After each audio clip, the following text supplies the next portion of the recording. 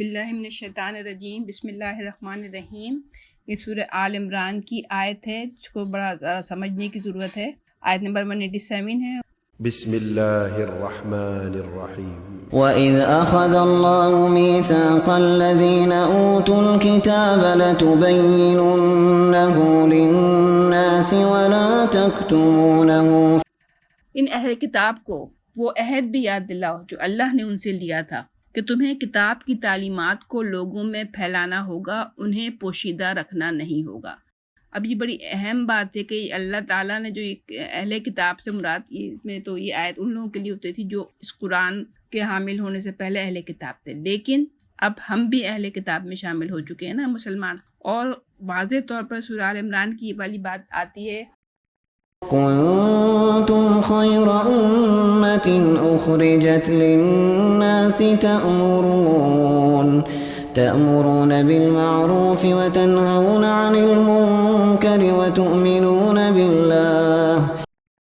اب دنیا میں وہ بہترین گروہ تم ہو جسے انسانوں کی ہدایت و اصلاح کے لیے میدان میں لایا گیا ہے۔ تم نیکی کا حکم دیتے ہو، بدی سے روکتے ہو، اور اللہ پر ایمان رکھتے ہو۔ اور پھر یہ بات بھی ہم یاد کریں، جب آخری حج رسول اللہ صلی اللہ علیہ وسلم کرنے گئے تھے تو آپ نے 3 دفعہ جو ان کی پوری امت کھڑی تھی سامنے، ان سے پوچھا تھا کیا میں نے تم لوگوں تک دین کا پیغام پہنچا دیا، یعنی جو حجت الوداع تھا۔ اور پھر جب انہوں نے کہا کہ ہاں یا رسول اللہ آپ نے ہم تک پیغام پہنچا دیا، تو آپ نے اپنی انگلی کو 3 دفعہ آسمان کی طرف کیا اور اللہ سے کہا کہ یا اللہ تو گواہ رہنا کہ میں نے اپنا فرض پورا کر دیا۔ اور پھر رسول اللہ نے یہ بات کہی تھی کہ اب جو لوگ یہاں موجود ہیں وہ ان لوگوں کو پیغام پہنچا دیں جو کہ یہاں موجود نہیں ہیں۔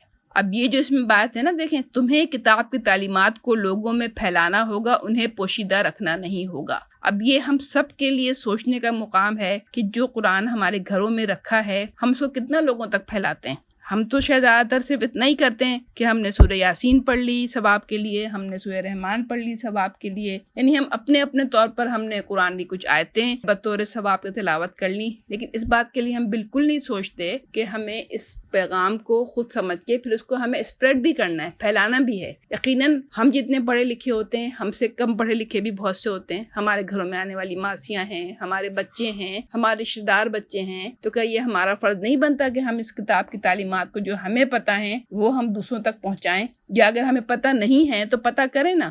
اللہ تعالیٰ نے اس میں کیا کہا ہے؟ انہیں پوشیدہ رکھنا نہیں ہوگا، یعنی یہ نہیں کرنا ہوگا کہ تم نے جو تمہیں باتیں پتہ ہے قرآن کی۔ اب دیکھیں نا غیر مسلم دنیا کیوں اس وقت چڑھی آ رہی ہے مسلمانوں کے اوپر، کیونکہ ہم مسلمان جو وہاں پہ ہوتے ہیں وہ ان تک دین کا پیغام تو پہنچاتے ہی نہیں ہے۔ اکثریت تو جو مسلمانوں کی جاتی ہے پاکستان سے باہر، ان کا مین ایم کیا ہوتا ہے؟ کمانا، بس کمانا، اپنے بچوں کے کیریئر بنانا۔ ان کے وہاں رہنے کا مقصد یہ تھوڑی ہوتا ہے کہ ہمیں اللہ کے دین کی اشاعت کرنی ہے وہاں پہ۔ جبھی تو ہم دیکھتے ہیں نا کہ یہ خاکے بن رہے ہیں اور جو سب کچھ ہو رہا ہے، تو کیوں ہو رہا ہے کہ ہم جو مسلمان وہاں جا کے رہتے ہیں وہ اپنے فرض کو تو بھول ہی جاتے ہیں، اور یہاں پہ بھی بھولے ہوئے ہیں۔ تو آگے کیا اللہ تعالیٰ کہہ رہا ہے؟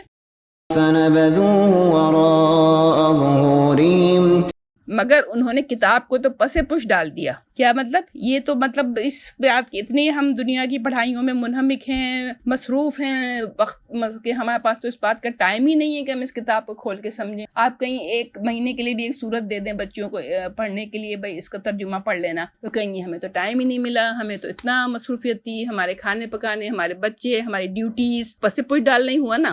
فَنَبَذُوهُ وَرَاءَ ظُهُورِهِمْ وَاشْتَرَوْا بِهِ، تھوڑی قیمت پر اسے بیچ ڈالا۔ اب اللہ تعالیٰ قیمت کس چیز کو کہہ رہا ہے؟ دنیا، کہ دنیا کی ڈگری، دنیا کی آسائش، دنیا کا دولت، دنیا کا پیسہ، یعنی دنیا کے کام، بس ہم نے ان کو اتنا اپنے چاروں طرف اپنے حواسوں پہ سوار کر لیا ہے کہ ہمیں اس بات کی فرصت لگتا ہے کہ ملتی ہی نہیں ہے کہ ہم اس قرآن کو کھول کے 3-4 آیتیں بھی سمجھ کے پڑھیں۔ اور اللہ تعالیٰ نے یہ باتیں کہیں تو ان لوگوں کے لیے تھیں، لیکن اب آپ دیکھیں تو آج ہم مسلمانوں پر بھی اپلائی ہو رہی ہیں۔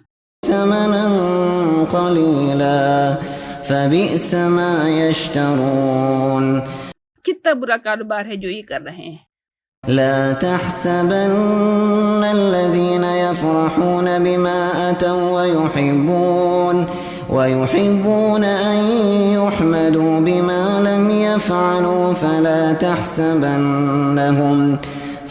تحسبنهم بمفازة من العذاب ولهم عذاب أليم۔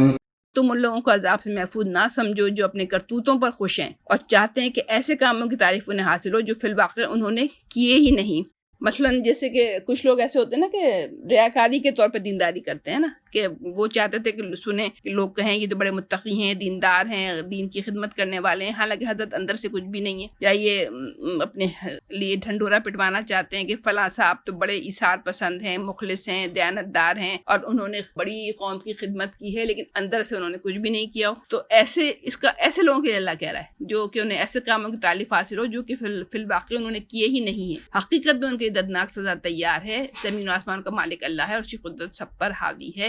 اس میں بیسیکلی جو بات مجھے لگتی ہے وہ یہ کہ ہم دنیا کے پیچھے اپنے وقت کو جو ہم اس طرح سے ہم نے کر رکھا ہے نا، پورے 24 گھنٹے ہم ایسے نکال لیتے کہ ہمیں وقت ہی نہیں ملتا ہم قرآن کھول کے پڑھیں، سمجھیں، اور سمجھنے کے علاوہ ہماری ذمہ داری تو یہ بھی ہے کہ ہم اس کو دوسروں تک پہنچائیں۔ تو یہ کام ہم کتنا کر رہے ہیں، یہ بہت ہمارے لیے سوچنے کا مقام ہے کہ اللہ تعالیٰ ورنہ خدا نہ خواستہ ہمارے ساتھ بھی وہی معاملہ نہ کرے جو پچھلے والے اہل کتاب کے ساتھ اللہ تعالیٰ کرے گا۔ صدق اللہ العظیم۔